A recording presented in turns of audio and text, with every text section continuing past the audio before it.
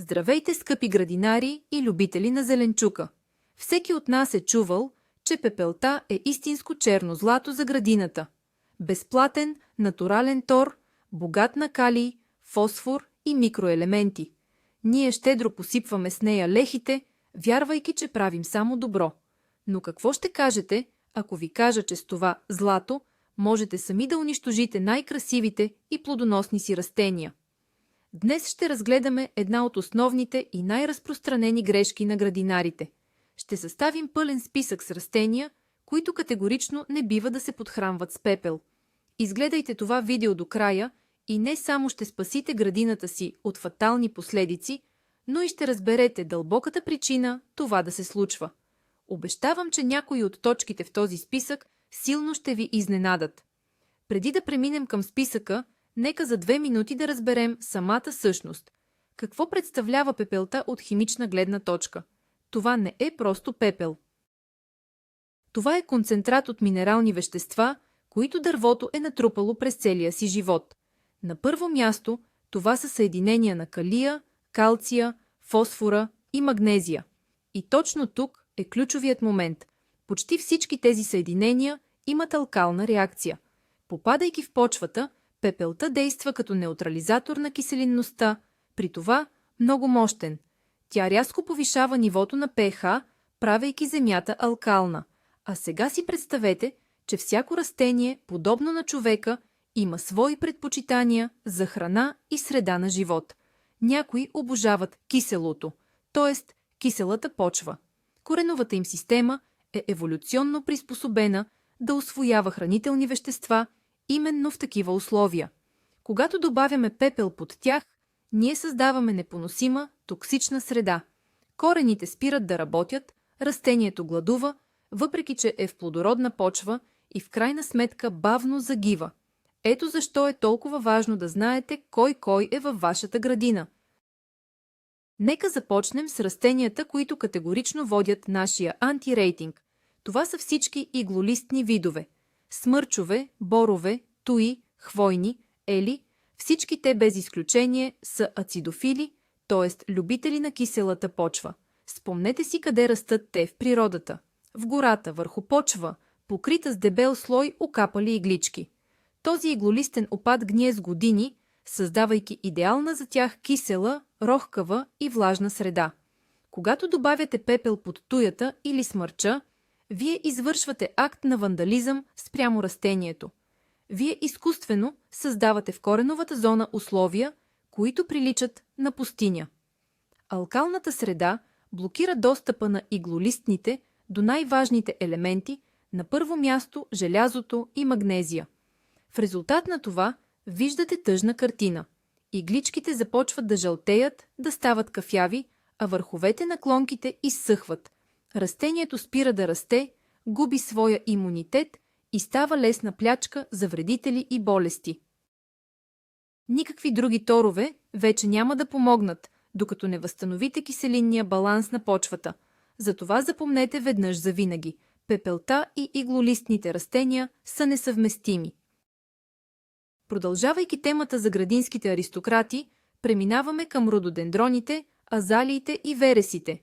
Тези разкошни храсти изискват специален подход. Най-важното за тях е киселата почва с ниво на pH от 4.5 до 5.5. За тези растения пепелта не е просто вреден тор, тя е смъртоносна отрова. Дори еднократно внасяне на малка доза може да причини непоправими щети.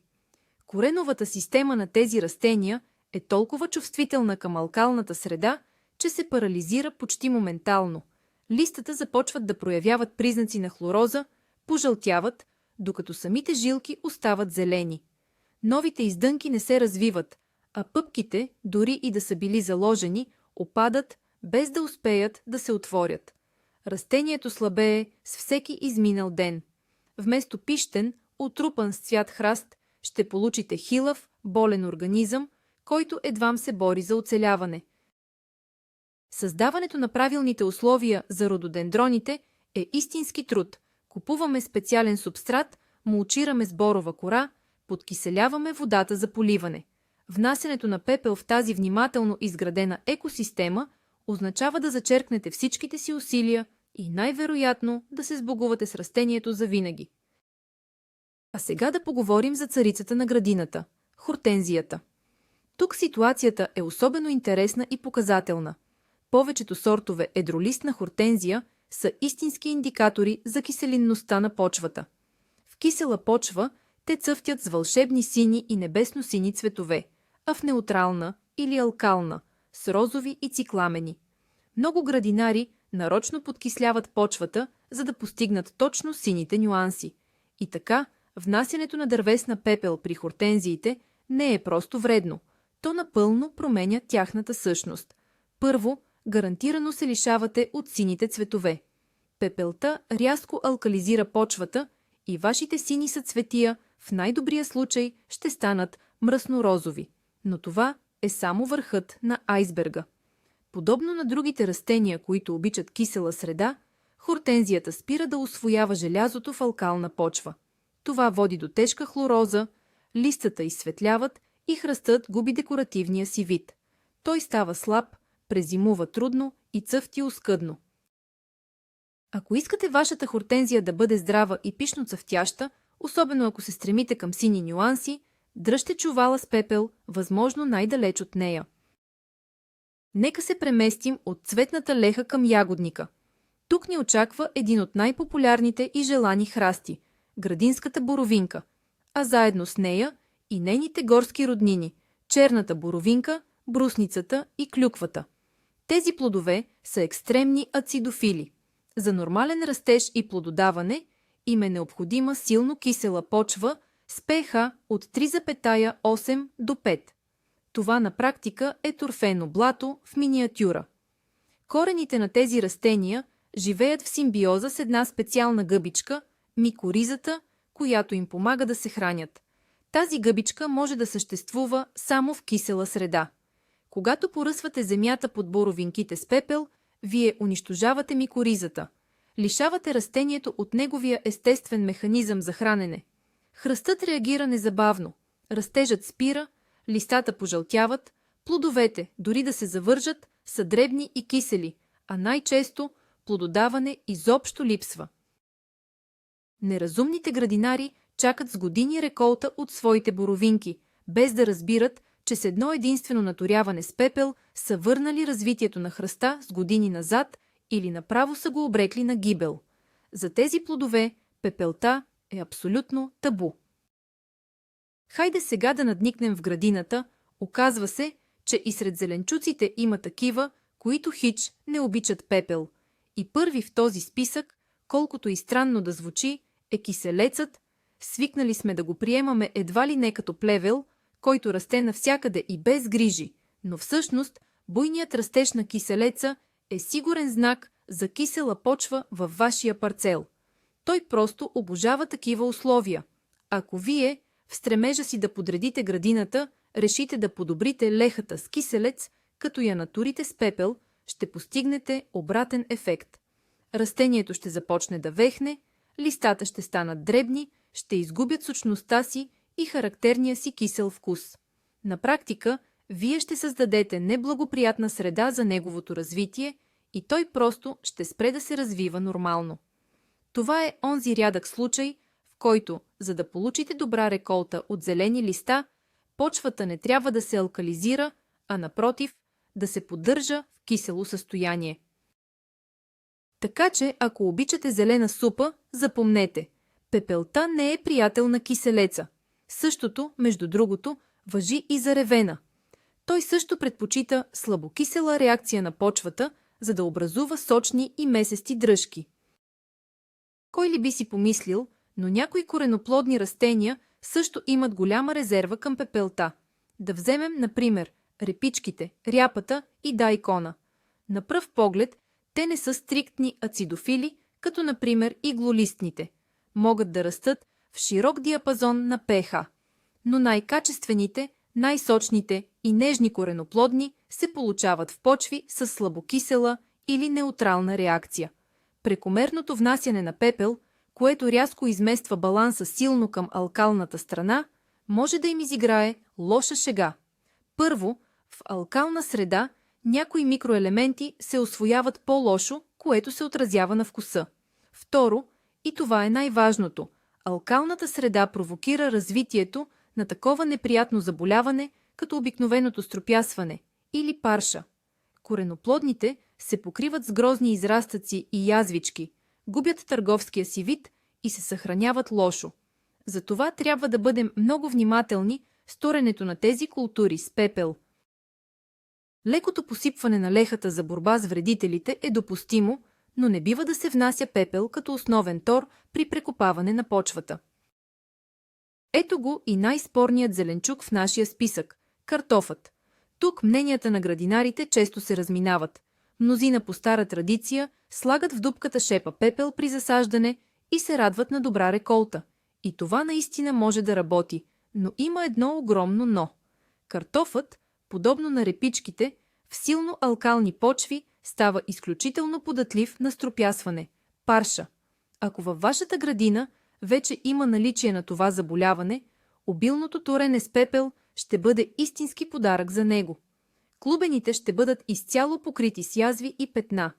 Оптималната киселинност на почвата за картофи, при която те дават чисти клубени и боледуват по-малко, е слабокиселата. Ето защо тук важи правилото – не вреди. Ако почвата ви е тежка, кисела и глинеста, малко количество пепел при засаждането може да бъде от полза. Но ако имате лека, песъчлива почва или сте наясно с проблема с стропясването, по-добре изцяло да се откажете от торенето на картофите с пепел. Рискът да получите болна и негодна за съхранение реколта е твърде голям. По-добре е да използвате други калиеви торове, които не влияят на pH. Да се върнем към цветната леха. Много едногодишни цветя, които толкова обичаме заради пишния им и дълготраен цъфтеж, всъщност се развиват най-добре в леко кисела почва. Ярък пример за това е петунията. За да може храстчето да е пишно и обсипано с цветове, то се нуждае от правилния баланс на хранителни вещества и подходяща киселинност на почвата. В алкалната среда, която се получава от добавянето на пепел, петунията започва да страда от дефицит на желязо. Листата й, особено младите, стават бледи и жълтеникави, а цъфтежът става ускъден и слаб. Същото важи и за други популярни едногодишни цветя, например настурцията и невенът, календулата. Разбира се, тези цветя са много издръжливи и ще оцелеят при всякакви условия, но максималната си декоративност ще достигнат именно в почви с pH малко под 7. Ето защо, ако искате от пакетчето семена да получите не 3 хилави цветчета, а пищен, цъфтящ килим, не бързайте да слагате пепел. По-добре обогатете цветната леха с добре огнил компост, който ще създаде много по-балансирана и благоприятна среда. Нека си поговорим малко за ароматните билки. Голяма част от тях, например ментата и маточината, наистина са смятани за доста непретенциозни и могат да виреят в най-различни условия. Въпреки това, предпочитанията им са насочени към почви с pH от слабокисела до неутрална. Излишната алкалност, която се внася от дървесната пепел, може силно да потисне растежа им.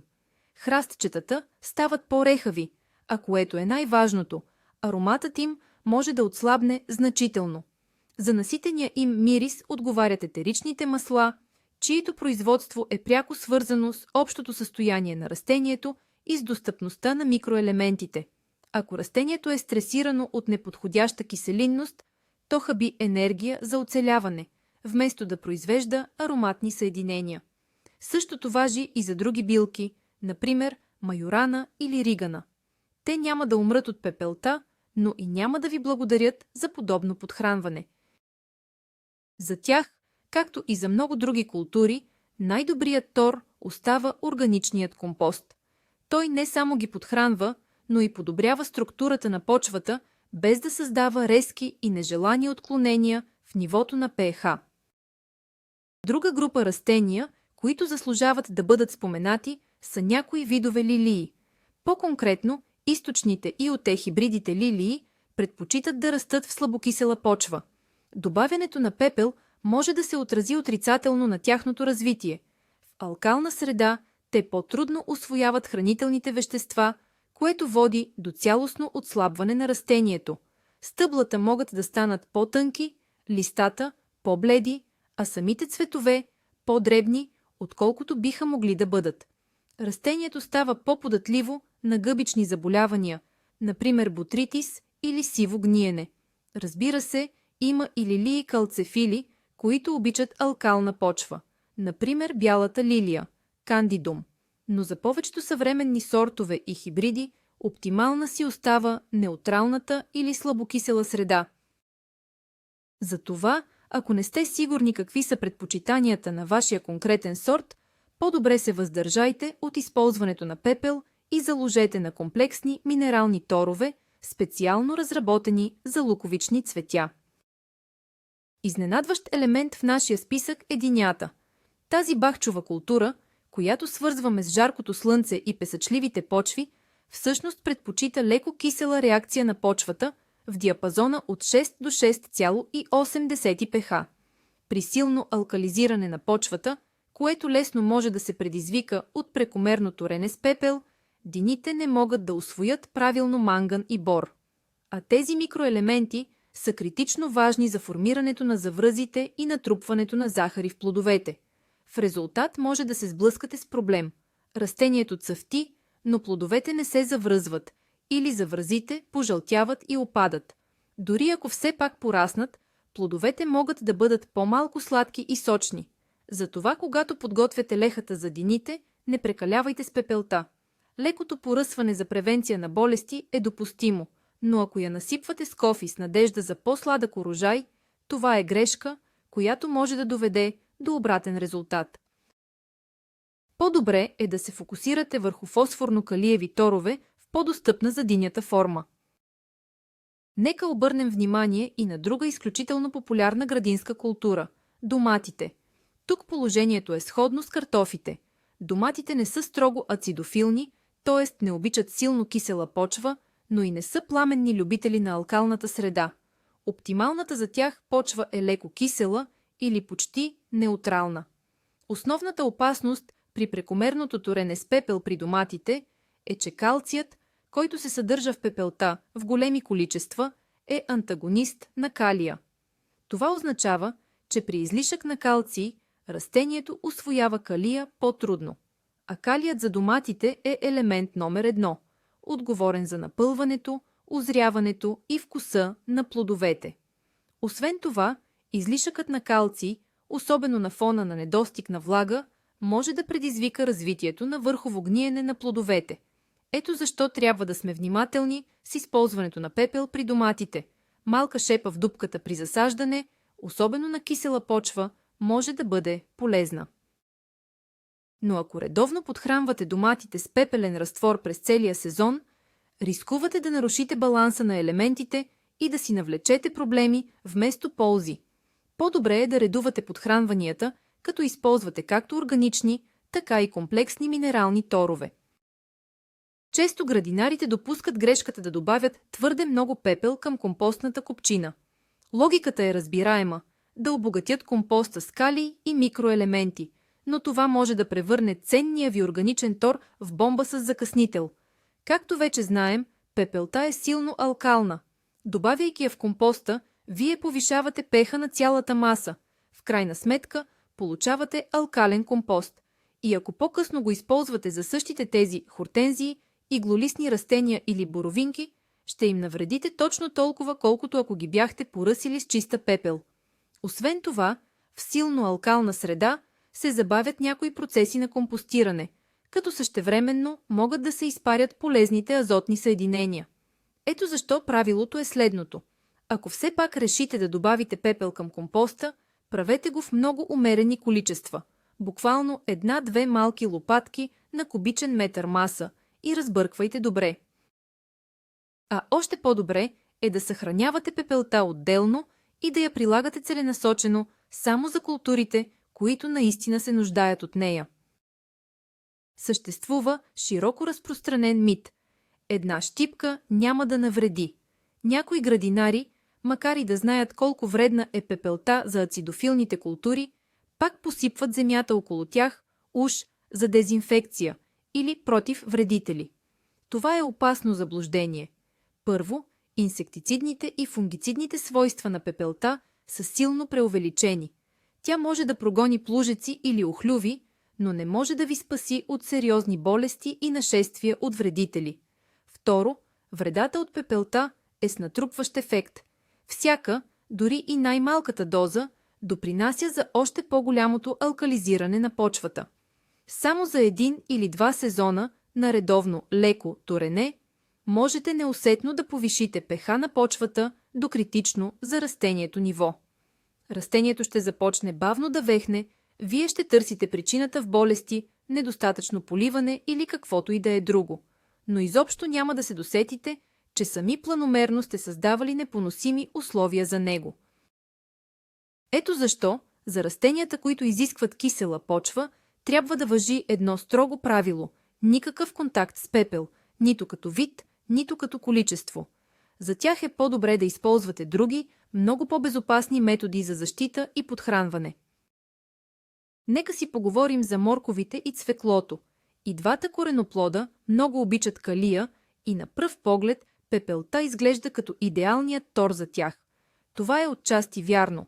Те реагират добре на подхранване с пепел, но и тук има уловки, свързани с количеството и оптималното pH за морковите и цвеклото е близко до неутралното, между 6 и 7. Ако почвата ви е поначало кисела, внасянето на пепел ще бъде много полезно, но ако прекалите и създадете силно алкална среда, ще се сблъскате с неприятности. При морковите в такива условия може да се развие фомоза, а самите кореноплоди може да станат брадати, да обраснат с множество малки коренчета и да изгубят гладкостта си. Цвеклото пък в силно алкална почва усвоява лошо бора, което води до развитието на гниене на сърцевината.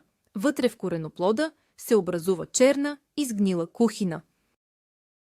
Ето защо за тези култури пепелта трябва да се използва дозирано, като част от калиевите подхранвания, а не като основен тор, който се внася без мярка. Няма как да пропуснем и бобовите култури – грах, фасол, бакла. Те са известни със способността си сами да се осигуряват с азот, благодарение на симбиозата с грудкови бактерии по корените. Тези бактерии работят най-добре в почви с неутрална или леко алкална реакция. Затова умереното добавяне на пепел в кисели почви може да бъде от полза. Но ако почвата ви така или иначе е близка до неутралната, а вие внесете голямо количество пепел, рискувате да създадете прекалено алкална среда. При такива условия бобовите растения започват трудно да усвояват манган и цинк, което води до пожълтяване на листата и забавяне на растежа. Освен това, излишъкът от калий, идващ от пепелта, може да попречи на усвояването на магнезия. Така че дори и за култури, които принципно понасят пепелта, винаги е важна мярката. Преди да използвате каквито и да е неутрализатори на киселинността, включително пепел, е изключително полезно поне приблизително да знаете киселинността на почвата си, за да не навредите, вместо да помогнете. Много градинари разчитат на дървесната пепел, за да се справят с болест като килата по зелето. Това е гъбично заболяване, което атакува корените на кръстоцветните и се развива най-добре именно в кисела среда. Ето защо разкисляването на почвата е ключов агротехнически подход в борбата с килата. И тук пепелта наистина може да бъде много ефективна. Важно е обаче да не забравяме, че всичко е хубаво, когато е с мярка. Ако внасяте пепел под зеле, броколи или ряпа в огромни количества, година след година, може прекалено много да алкализирате почвата. А това, както вече знаем, води до дисбаланс на елементите и нарушава усвояването на желязо, бор и манган. Зелето може да започне да образува рехави глави, а листата да придобият виолетов оттенък поради фосфорен глад, причинен от неправилното pH. Ето защо, дори когато използвате пепелта с лечебна цел, правете го осъзнато. Ако сте внесли при есенната обработка, това е напълно достатъчно. Няма нужда допълнително да я сипете в дупката или да поливате с силен разтвор от пепел всяка седмица. А какво да правим, ако вече сме сгрешили и сме посипали с пепел, например, любимата си хортензия или туя, и сега виждаме, че растенията страдат? Не всичко е загубено, стига да действаме бързо. Първото нещо, което трябва да направим, е внимателно да отстраним горния слой почва, където е била разпръсната пепелта. Второ, обилно да полеем при кореновата зона с чиста вода, за да измием част от алкалите към по-дълбоките почвени слоеве. Третата и най-важна стъпка е да започнем спешни мерки за подкисляване. Може да използваме специализирани подкислители, които се продават в градинските центрове. Можем да полеем растението с много слаб разтвор на лимонена или ортофосфорна киселина, или пък с разтвор на колоидна сяра. Също така много помага мулчирането на околостъблената зона с кисел торф, иглолистен опът или борова кора. Тези мерки ще помогнат постепенно да върнем пеха на почвата в комфортния за растението диапазон и да му дадем шанс да се възстанови, но разбира се, най-добре е да не се стига до там. Нека още веднъж обобщим, за кого всъщност пепелта е истинска благодат. Почти всички картофови култури я обожават, с изключение на картофите в определени случаи. Пипер, пътладжан. Отлично се отразява и на краставици, тиквички и тикви. Повечето от кръстоцветните, както стана ясно, също ще се радват на неутрализиране на почвата. От ягодоплодните култури пепелта много се харесва на касиса, особено черния, и на малините. В цветната градина благодарни ще ви бъдат розите, клематисите, божурите, делфиниумите и флоксовете. Всички тези растения предпочитат неутрална или слабо алкална почва и за тях калият и калцият от пепелта ще бъдат леснодостъпни и изключително полезни. Основният извод, който трябва да направим е: пепелта не е универсален тор, а мощен инструмент за регулиране на киселинността на почвата. И трябва да я използвате не безразсъдно, а с ясно разбиране на нуждите на всяко конкретно растение в вашата градина. Само тогава тя ще донесе максимална полза, а не вреда. И така, какъв е големият извод, който можем да направим? Пепелта не е просто витамин за растенията, а мощно химическо вещество, което променя кардинално средата в почвата. Тя е чудесен помощник за тези растения, които обичат неутрална или алкална среда, но е истински враг за тези, които предпочитат кисела почва. Преди да грабнете лопатката с пепел, винаги си задавайте въпроса: какво точно обича това конкретно растение?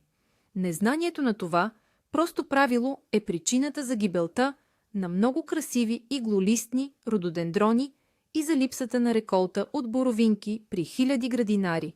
Надявам се, след днешното видео повече да не правите тази грешка.